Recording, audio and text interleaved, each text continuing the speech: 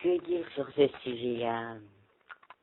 L'harmonie et la désharmonie sont peut-être des choses totalement différentes, mais elles se rapprochent par leur principe.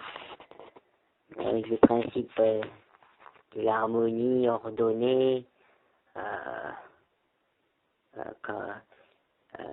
voilà, le principe de la désharmonie désordonnée, mais le désordre n'est-il pas un ordre en soi?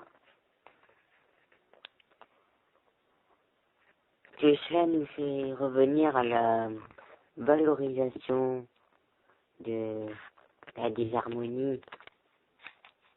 Nous assistons aujourd'hui à la dévalorisation de l'harmonie par les guerres et à la oui voilà et le manque de paix, la criminalité.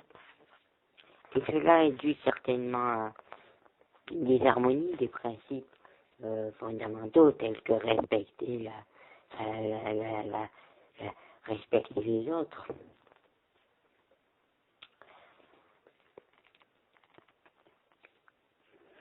Mais la dévalorisation de ces principes est due à la désharmonie dans laquelle certaines personnes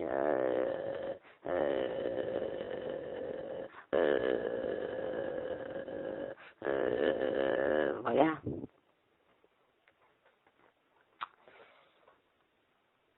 Et désormais, nous devrions peut-être passer à un autre sujet,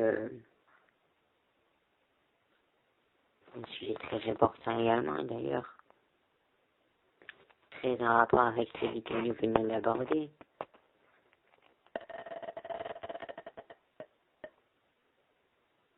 La justification politique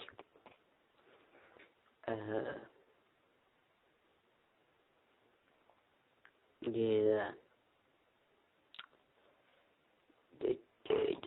toutes ces choses qu'on apprend qui sont totalement utiles, comme par exemple la flûte.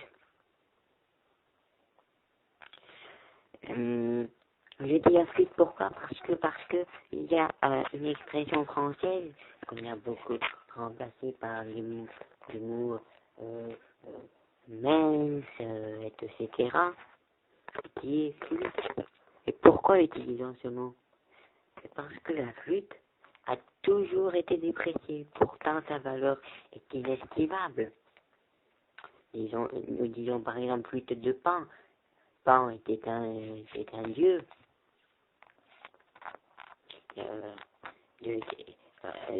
Voilà. Pan était un dieu adoré au temps des temps anciens. Ce qui donne à la flûte une valeur inestimable, mythologiquement parlant.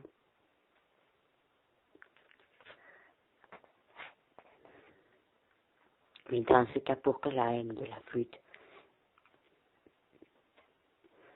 Eh bien, parce que Pan est devenu quelque chose de mauvais. Ne dit-on pas quand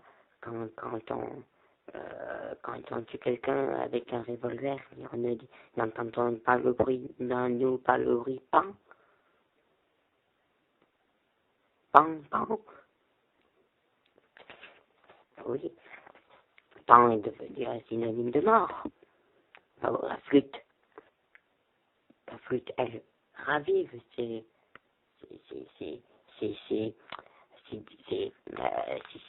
significations d'outre-mémoire.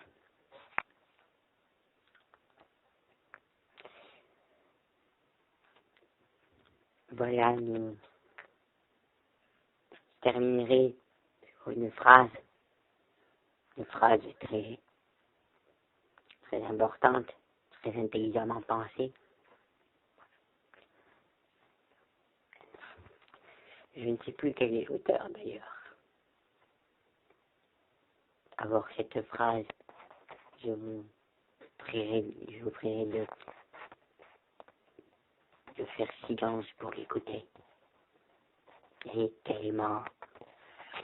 Elle illustre bien les inquiétudes d'aujourd'hui, les désirs des gens, les attentes des gens. Elle illustre bien cependant les Français. Cette phrase est la suivante, c'est plutôt une question. Souvent le mari pose à ta femme, qu'allons-nous manger ce soir?